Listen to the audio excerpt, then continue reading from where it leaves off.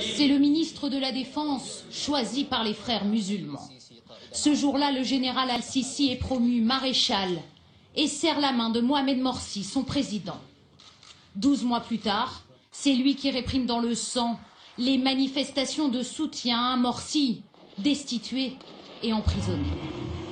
Dans la rue, les anti-Morsi ne s'y sont pas trompés. Les portraits du maréchal Al-Sisi côtoient ceux du père de la nation égyptienne, le colonel Nasser. Pour eux, c'est un héros. Les frères musulmans croyaient avoir un allié. Ils découvrent un adversaire redoutable qui se pose en protecteur du peuple.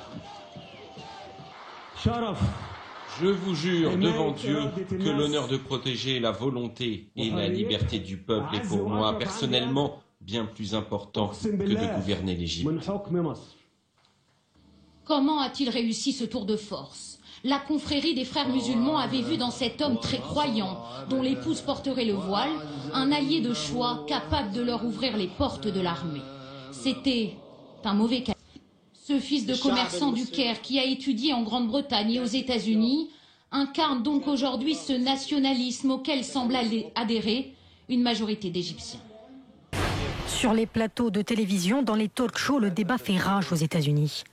Faut-il continuer à verser chaque année environ 1 milliard d'euros à l'Égypte?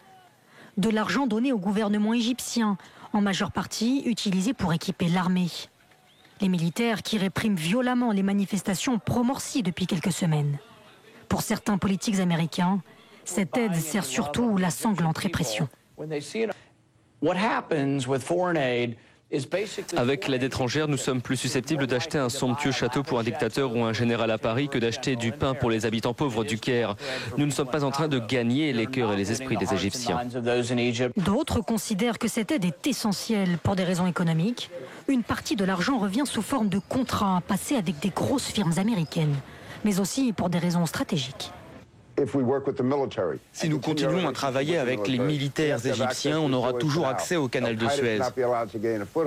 Al-Qaïda ne devrait pas être autorisé à s'implanter. Le traité avec Israël devrait être appliqué. Et tout cela, nous pouvons le faire avec les militaires, mais pas avec les frères musulmans.